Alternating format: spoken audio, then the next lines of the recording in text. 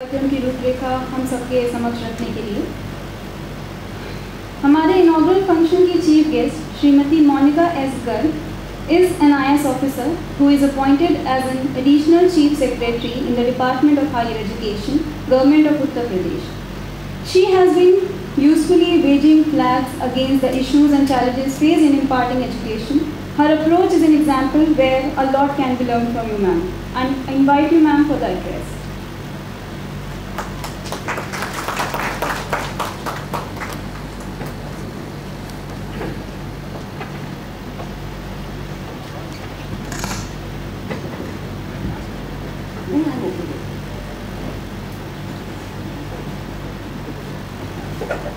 Professor Alok Kumar Rai, Vice Chancellor, Lucknow University, Registrar, Lucknow University, faculty members, teachers and principals present in this hall, and my dear students. It's indeed a pleasure to be here today, but first of all, I feel the need to explain the delay in my arrival here. I had requested VC साहब कि मुझे online allow कर दो इसमें participate करना, but he was insistent that I must come here and you know the official work one always gets caught in some or the other unforeseen work, so that explains the delay. I pass on the blame for my late arrival to VC साहब, but now NEP 2020 doesn't allow you to pass on the blame to anybody, because that gives so much of flexibility to all the stakeholders, to the students, teachers, principal, university, institute. It's a beautiful policy. बहुत ही अच्छी एक नीति हमारे सामने आई है जिसमें बहुत सी choices हैं, बहुत से विकल्प हैं. मैं इसके विभिन्न पहलुओं पर, विभिन्न मुद्दों पर आज बात नहीं करूंगी, क्योंकि आप लगभग 1 साल से स्नातक स्तर पर इसको क्रियान्वित कर रहे हैं और हमें उम्मीद है कि इस साल, इस शैक्षिक सत्र में आप परास्नातक, स्नातकोत्तर स्तर पर भी राष्ट्रीय शिक्षा नीति 2020 को प्रभावी रूप से क्रियान्वित करेंगे. मैं आज बात करूंगी आपसे इसके कुछ व्यवहारिक मुद्दों पर.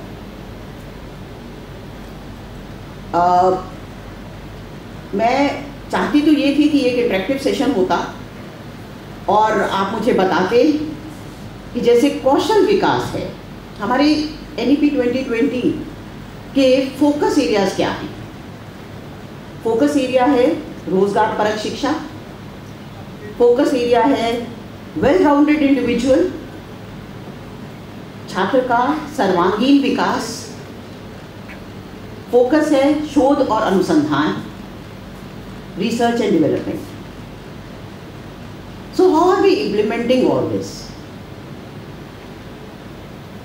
कौशल विकास में हम लोगों ने हर पाठ्यक्रम में ये अनिवार्य किया है प्रदेश स्तर पर कि उस पाठ्यक्रम के व्यवहारिक प्रैक्टिकल ट्रेनिंग कुछ ना कुछ हर साल में दी जाए, ताकि अगर छात्र प्रथम वर्ष के बाद, स्नातक के प्रथम वर्ष के बाद सर्टिफिकेट लेकर आपसे एग्जिट करता है, we all know NEP allows multiple exit, multiple entries, तो अगर वो किसी रोजगार के लिए या अपने पारिवारिक कारणों से, व्यक्तिगत कारणों से पढ़ाई छोड़ना चाहता है, तो क्या हमने उसको कोई ऐसा हुनर, कोई ऐसी स्किल, कोई ऐसा कौशल दिया है जिससे वह जीविका उपार्जन कर पाए?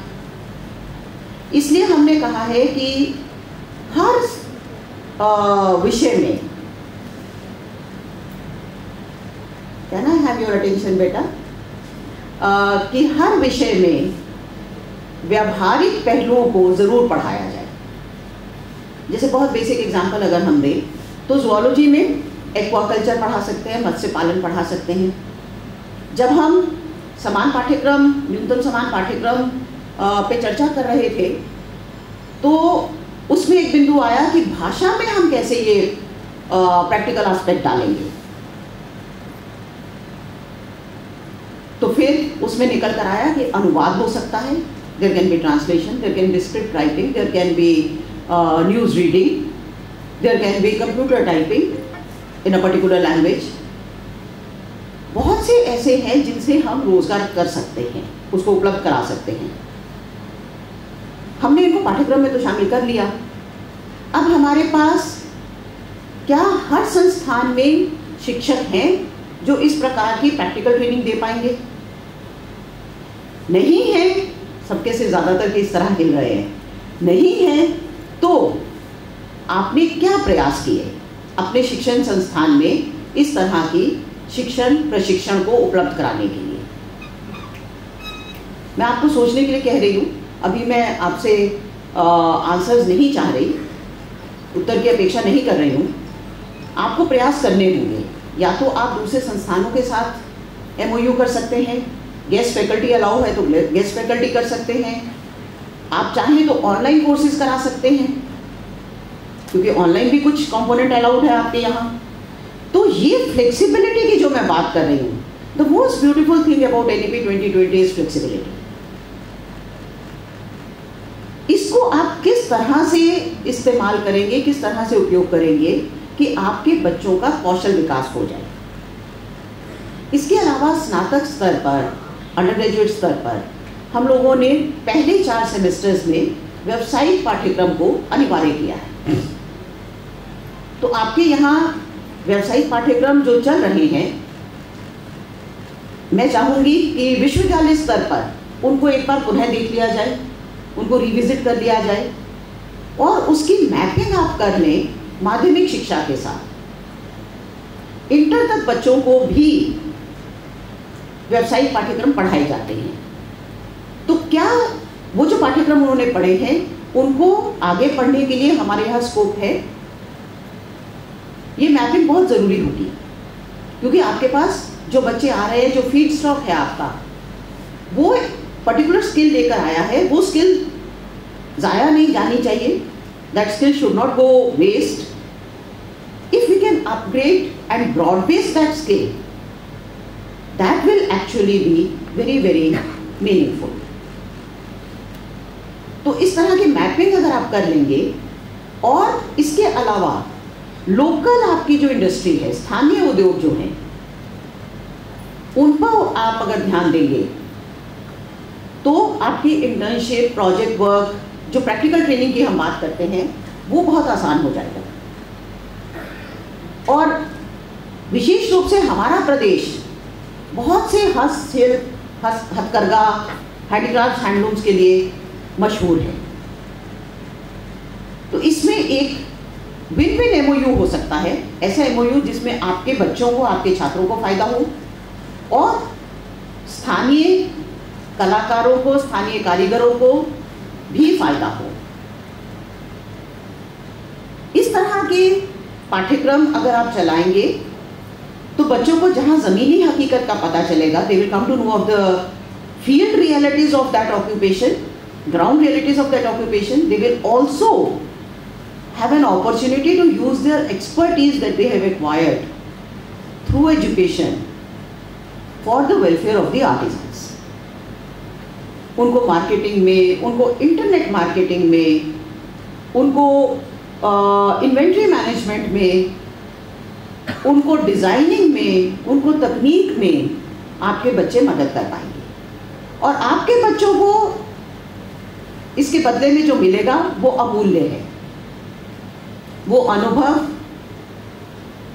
वो एक एक्सपोजर, वो एक्सपीरियंस, उसका कोई मूल्य नहीं है।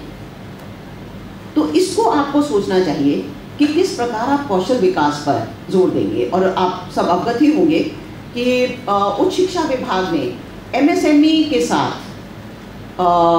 हमारा जो माइक्रो स्मॉल मीडियम एंटरप्राइजेस विभाग है, उसके साथ हमने MOU किया था पिछले साल फरवरी 2020 में, और फरवरी 2021 में हमने MOU किया था। और हमने अपेक्षा की थी कि लोकल लेवल पर आप लोग भी अपने लोकल उद्योगों के साथ और उनके अधिकारियों के साथ, डेवलपमेंट कमिश्नर्स जो उनके होते हैं, उनके साथ आप MOU करेंगे। तो कौशल विकास पे बहुत स्कोप है काम करने का और बहुत ज़रूरत भी है काम करने की, क्योंकि आज अगर हम देखें तो हमारे एम्प्लॉयबल बच्चों की परसेंटेज बहुत कम है, एम्प्लॉयबल ग्रेजुएट्स के परसेंटेज।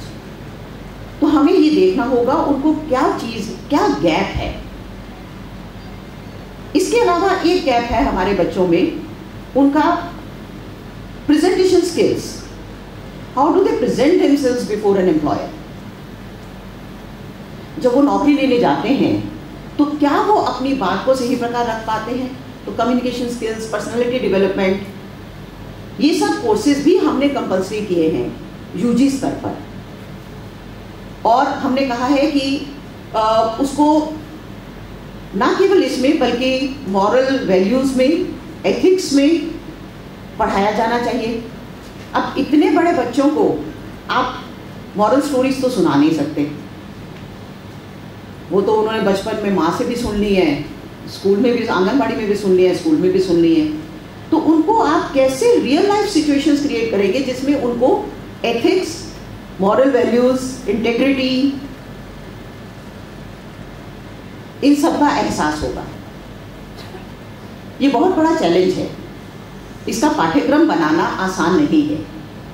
तो मैं चाहूँगी कि इसका एक रिसोर्स बना लिया जाए विश्वविद्यालय स्तर पर कि किस प्रकार, अगर अलग अलग पाठ्यक्रम लोगों ने बनाए हैं या कोई केस स्टडीज़ बनाई हैं, रियल लाइफ सिचुएशंस दी हैं, उसको डॉक्यूमेंट किया आप लोगों ने, तो उसको एक रिसोर्स यहाँ पे बनाया जा सकता है जिसको सभी कॉलेजेस को सर्कुलेट किया जा सकता है, क्योंकि ये बहुत बड़ा चैलेंज है। एथिक्स और मॉरल वैल्यूज़ ग्रेजुएट और अंडर ग्रेजुएट और पोस्ट ग्रेजुएट स्तर पे कैसे पढ़ाई जाए। इसके अलावा और हमने जो फोकस दिया है वो है वेल राउंडेड इंडिविजुअल की। जब हम बात करते हैं सर्वांगीण विकास की, तो एक और फोकस है हमारा हेल्थ, न्यूट्रिशन एंड हाइजीन। और आज के परिवेश में इस पर मुझे बहुत ज़्यादा बोलने की आवश्यकता नहीं है, हम सब इसकी ज़रूरत को, इसके महत्व को जानते हैं और समझते हैं।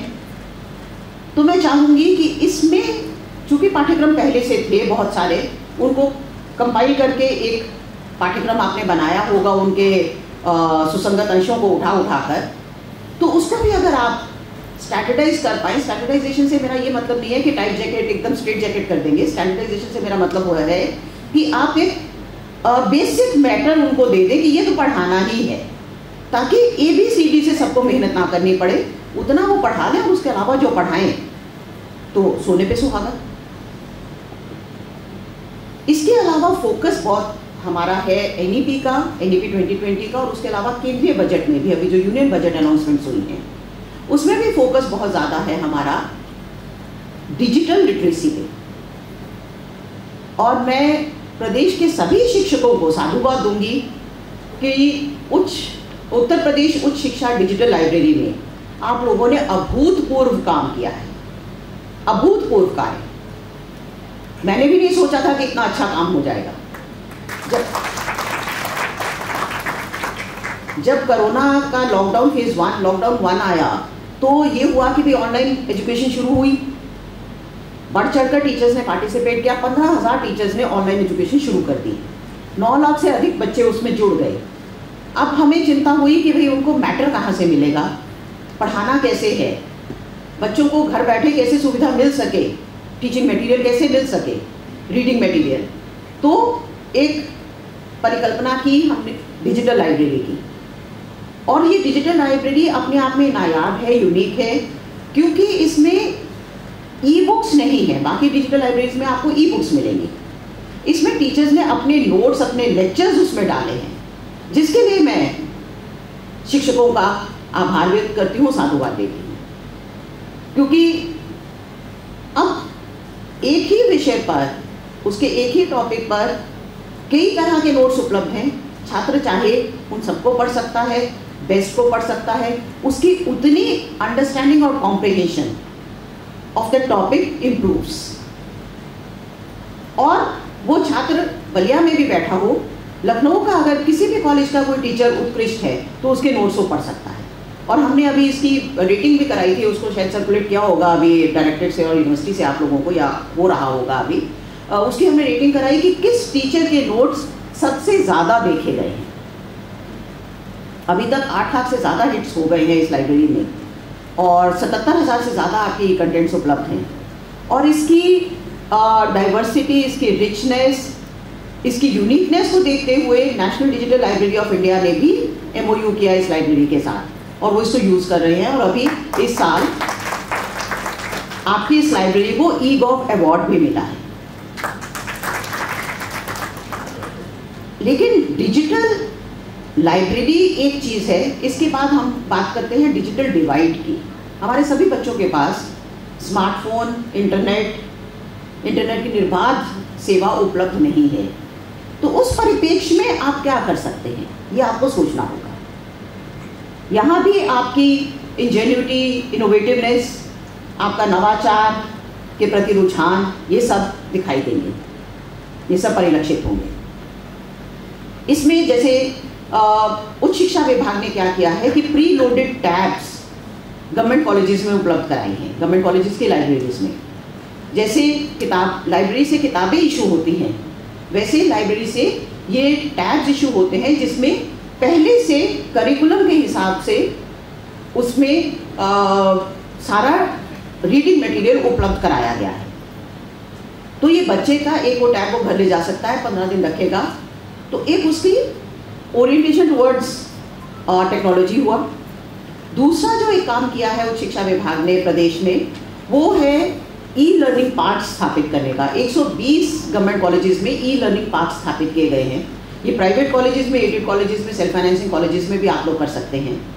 क्योंकि जो सुदूर क्षेत्रों में बच्चे हैं या गांव में बच्चे पढ़ रहे हैं, वो कॉलेज आवर्स के बाद कैसे इंटरनेट को एक्सेस करें, कैसे डिजिटल लाइब्रेरी को एक्सेस करें, कैसे ई-बुक्स को एक्सेस करें, कैसे वर्चुअल लैब्स को एक्सेस करें, तो इसके लिए आपको कोई सुविधा उनके लिए बनानी पड़ेगी।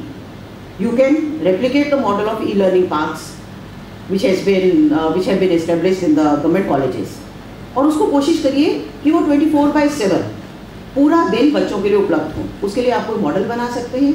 उसका वर्किंग मॉडल क्या होगा? बच्चों से आप नॉमिनल फीस ले सकते हैं और उस फीस से आप एक ऑपरेटर रख सकते हैं जो उन कंप्यूटर्स की रक्षा करेगा, या इस तरह से कई नई चीज़ें सोची जा सकती हैं।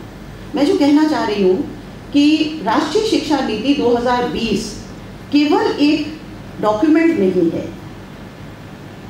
ये एक डॉक्यूमेंट है जो आपको परिकल्पना की आज़ादी देता है।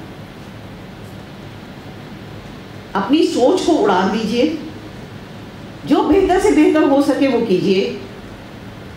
बच्चों में देशभक्ति की भावना कैसे जागृत हो। आजकल आज़ादी का अमृत महोत्सव मनाया जा रहा है अगस्त 2023 तक। तो क्या महापुरुषों की, स्वतंत्रता संग्राम सेनानियों की जन्मदिन पर, उनकी पुण्यतिथि पर हर कॉलेज कोई कार्यक्रम आयोजित कर रहा है? हमें इसका एक गतिविधि कैलेंडर बनाना चाहिए कि हम किस प्रकार के कार्यक्रम हर कॉलेज में आयोजित हो सकते हैं या किए जाएंगे इस साल के दौरान। हम ये नहीं कहते कि हर आदमी, हर कॉलेज कविता पाठ ही कराए। कोई कविता पाठ, कोई कहानी लेखन, कोई भाषण प्रतियोगिता, वाद विवाद, क्विज, नाटक, नुक्कड़ नाटक, कुछ भी आप करवा सकते हैं। और नुक्कड़ नाटक जैसी चीज़ें करने से आप अपने समाज से भी जुड़ते हैं।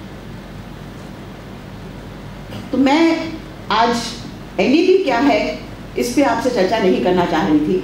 मैं चाह रही थी कि इसमें आपको और सोचने के लिए मजबूर करूं कि इसका अधिक से अधिक उपयोग आप कैसे अपने छात्रों के हित के लिए उठा सकते हैं, कैसे इसको अधिक से अधिक फायदा इसका हम अपने प्रदेश को पहुंचा सकते हैं। मुझे आशा नहीं है, विश्वास है कि प्रोफेसर आलोक राय के नेतृत्व में आप सब बहुत अच्छे काम कर रहे हैं और आगे भी करते रहेंगे। और राष्ट्रीय शिक्षा नीति के प्रभावी, सुचारू और सम्यक क्रियान्वयन में अपना भरपूर योगदान देंगे। धन्यवाद। जय हिंद।